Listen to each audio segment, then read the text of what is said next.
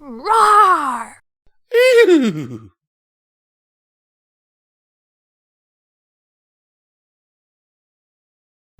Hello and welcome to Pony&Wolf Productions. Today we'll be reading Moonsilver, written by Odd Sarge. As always, these are our amazing Patreons. Link is in the description if you wish to join. And shall we get to it? How could you serve Princess Luna instead of Princess Celestia, Featherdust? The Princess Luna asks for little, hardly complains, and protects us just as much as her sister. That's not fair to Her Majesty, Princess Celestia. Who else stood for us before discord? There was more than one pony present that day. Perhaps you're not old enough to remember, but I am.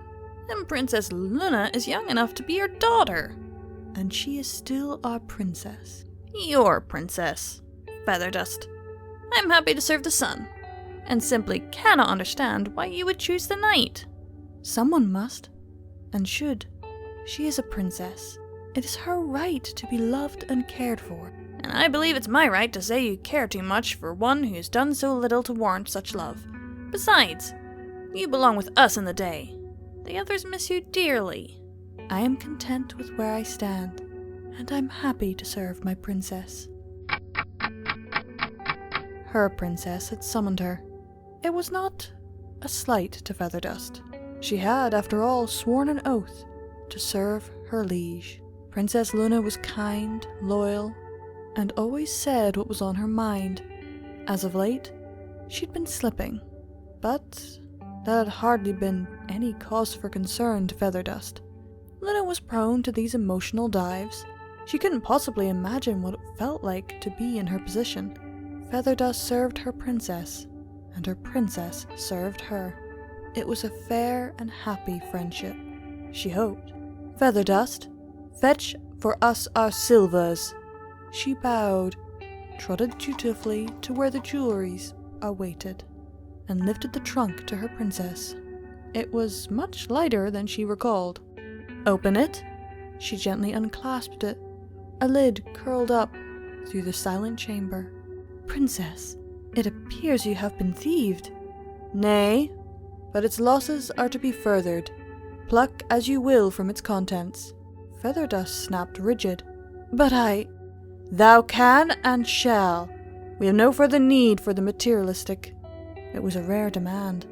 Featherdust dove precariously into the ghastly gorge of the box. Much had been already pilfered, but she settled on a thin, light necklace she knew well. Silver chains. She draped them across her wingtips and stared into the blue reflections of the room. Your Majesty, forgive me, but this gift... She glanced up. It speaks of heartbreak. The princess's ear twitched in listening. I have loved, and I have lost. You vanquished the Lord Discord, but what he took from me could not be returned. I am reminded of these times. Both of Princess Luna's ears crowed down and out. Then we are well aware these plans will sorely disappoint. What plans do you dwell on, Your Majesty? Ill-prepared thoughts formed in my dreams, but we see little choice. I can do nothing to sway you from this, Princess Luna? Nay, then I will not fight you. The relief was palpable in the way the princess's chest rose with restrained breath, but there was an unmistakable tightness. Perhaps Featherdust considered she should fight, but this fight had long passed the realm of her abilities. This was a fight that ought to have occurred long ago. Featherdust, no, every pony, was too late. I am sorry that I am destined this way, my dust. The fault was our own, Princess Luna. Take no blame for what is to come. It is only hope that will see us through. Destruction. Her subjects were scattered to the tents and fires frantically erected from the fridges of the feral forest. This could not last. Reinforcements would come to their aid, but the night had almost passed completely. This terrible, terrible night. The night. Celestia realized too late that she truly wished to put this behind her. She shielded herself with a wing from the worry wrongly addressed to her. Pardon me, Your Majesty. The princess turned and was unable to warm her voice. What is it? She coldly croaked. One of Princess Luna's servants has been seen with silvers upon her. What shall we make of her? Celestia's heart flickered.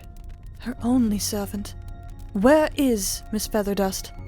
We have not taken action, Your Majesty. She is just before the gatehouse. I must speak with her. She strode quickly. Too quickly.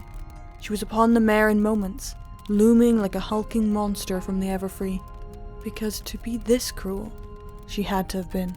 Celestia softened as much as she could for her former maiden. Featherdust. It was a gift to us, the mare responded briskly. Her gaze bore into the silver chains draped over her, and Celestia's golden reflection from our princess, dearly departed. Who all has received these gifts? The cook, who pilloried her with treats. The gardener, who tended to her favorite flower. The guard who always volunteered to remain vigilant on the many long nights, alone in her study. More, but few. They were all who cared. Celestia made another swift step. My dear Feather, no. Celestia stepped back. Silence. My name passes your calling. With steady wings, Featherdust rose from the broken cobblestones.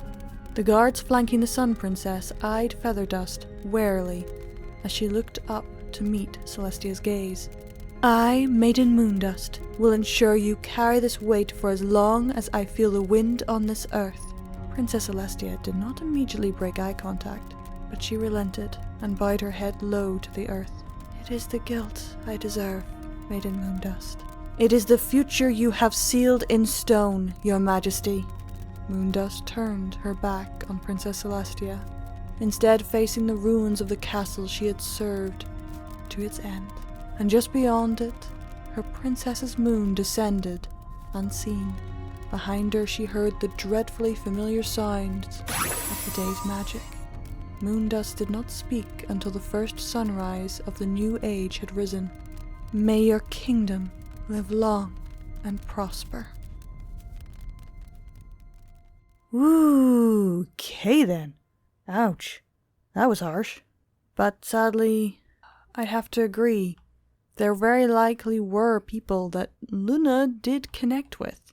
The problem is, the people who were kind were not the loudest. That was Moonsilver, written by Odd Sarge. I hope you all enjoyed, and keep watching that moon, everyone. Bye!